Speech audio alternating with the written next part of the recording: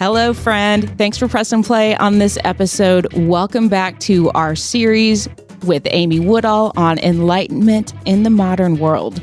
And this is episode 2 of the series where we are going to talk about how to exercise the ego. And Amy, I want to know, what the heck does that even mean? So think of exercise not like taking it to the gym, but a little bit more like, like exercising the demons, like exercise the ego. Okay. I gotcha. So I'm really hung up on this idea of ego, Jen. When you hear ego, what comes to mind for you, though? I'm curious. Something that tries to take control. Yes. And something that needs to be, I don't know if managed is the right word, but there definitely needs to be an awareness of when it is stepping in. Yeah. I think, and you're far more advanced than where I was a couple of years ago, because I think my mind was still wrapped around the idea that ego belonged to those people who would be on their chest and be, sort of braggadocious about, is that a word or did I make that up? I think it's a word now. Okay, good. Yeah. About how, how great they are and just were and I felt like that's where ego lived. Mm-hmm. But I've learned through reading and just some investigation and even through this whole mindfulness and meditation thing that ego is alive and well in all of us. Mm-hmm. And, we have this term. So by the way, guys, one of my favorite books of all time, and I have to say is probably the most transformative read as of yet. Mm-hmm. Always looking for other book recommendations, but the book, The Untethered Soul, written by Michael Singer, was so transformative because he talked about the voice in our head. So if we're quiet and we say nothing, there's this little voice that pops up that starts to talk about what are we going to have for lunch? And why did she say that yesterday? And I wonder where my third grade teacher's living now. And just the sort of the crazy thoughts that happen. And in our office, because we talk about ego all the time when we're coaching, leaders and just folks in these organizations and sales and customer service and everything, we sort of joke around and say, give it a name. Mm-hmm. And so we call it your roommate, Jerry. And if anybody named Jerry is listening, I apologize. I'm sure you're a very nice human being.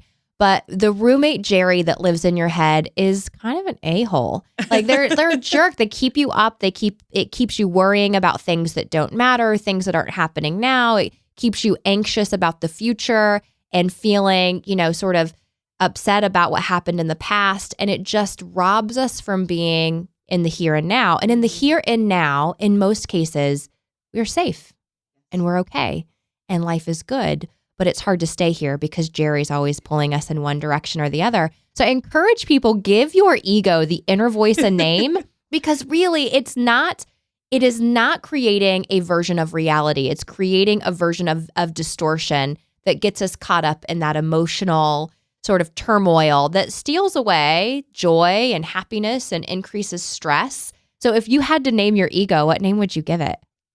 Like Natasha, or I don't know. I don't know. I actually kind of like Jerry but all I can hear is Seinfeld. Yes. Like I just see Kramer busting in. Jerry. Which is kind of maybe how we deal. Maybe I'm a little Kramer-like. I like Kramer too, because that seems very fitting. I think there's Kramer a Kramer up there. There's a Kramer in there, but I think having a name just detaches and says like, okay, this is not me. Mm-hmm. This is not necessarily reality. It's that cute little ego or annoying little ego up there trying to help force me to see things in a different way. And I think one of the things that just really does keep us away from being the best version of ourselves that we can be is the little voice in the head. Truly. And if we can learn to manage it rather than allowing it to run us, we have found an entirely new level of ownership in life.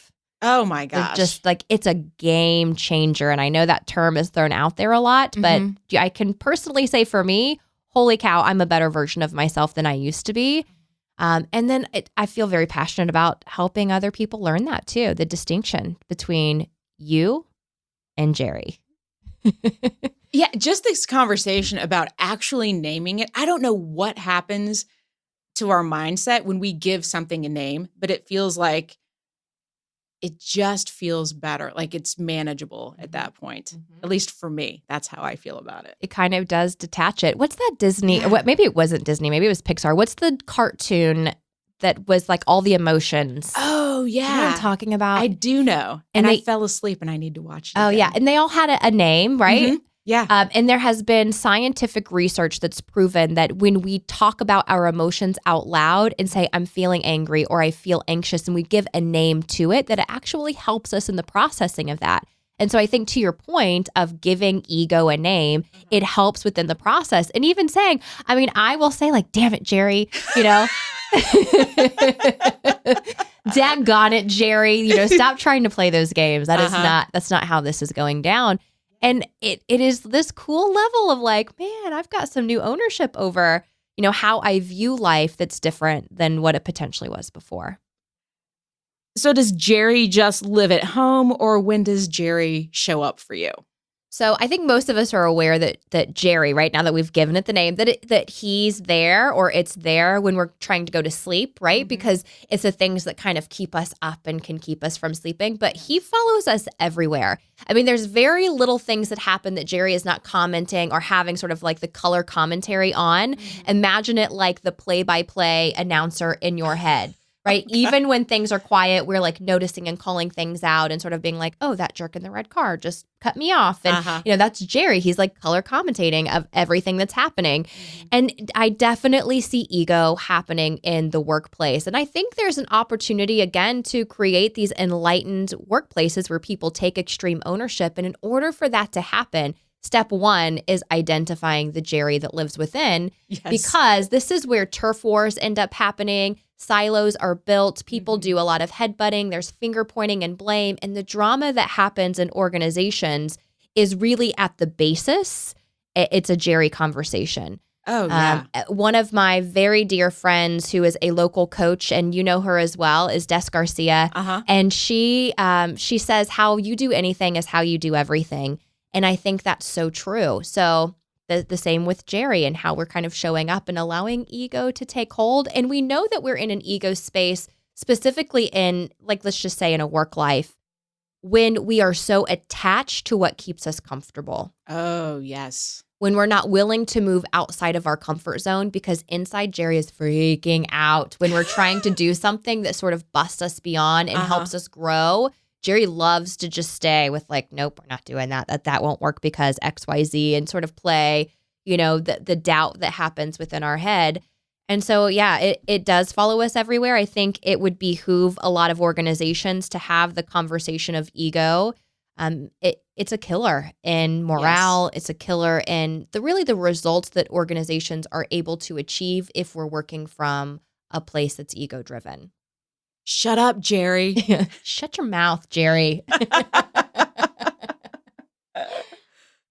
How have you found that mindfulness and meditation can help us recognize Jerry when he shows up? Yeah, so that's a great question. And just the practice of mindfulness and meditation and paying attention to the thoughts. So if you go to a meditation class, or if you go through any sort of program, one of the things that they'll teach you and tell you is to release the idea that you need to judge your thoughts or your emotions coming up as good or bad.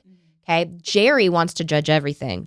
He is judgy Jerry. And he is sort of like, this sucks and they're bad. And that, there's really a lot of judgment that's put onto everything. And so simply just saying like, oh, that's interesting that my brain is thinking about, what I'm going to have for dinner later. Without the idea of good versus bad, it allows you to just watch what's happening. Watch sort of the Jerry color commentating that's happening and know that you're going to get wrapped up in it and feel like you become one with it. That all of a sudden you and Jerry become one and it feels like you're wrapped up in the madness. But meditation is meant to remind you, okay, release from the thought and come back to the breath. Release from the thought and come back to the mantra, whatever version of meditation it is that you're practicing.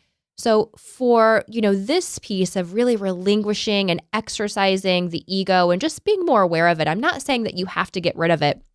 I met with someone for lunch recently who had we had this great deep conversation, which is always nice to have.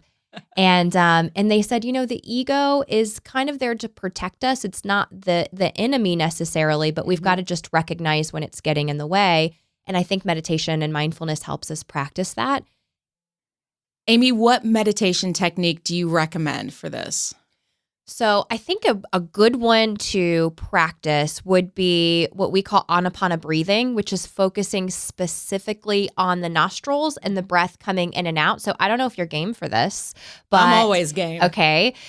So what if I walk you through just a quick, meditation of anapana breathing? Let's do it. Cool. And the listeners can follow along. Obviously, if you're driving, probably don't. Maybe save this part for when you're in a safe space. But we're just going to walk through like 2 minutes, right? Okay. Yeah. Of what this might seem like. Okay. So close your eyes. Go ahead and close your eyes. Kind of relax the body. Take a couple of deep breaths in and out. You can do it through the nose or through the mouth, whatever floats your boat.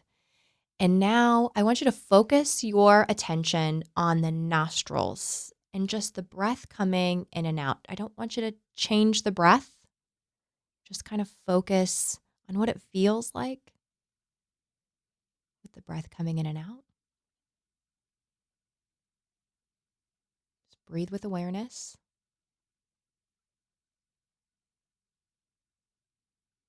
And if you find that your brain is traveling along, it's okay. Don't judge it. Just bring it back.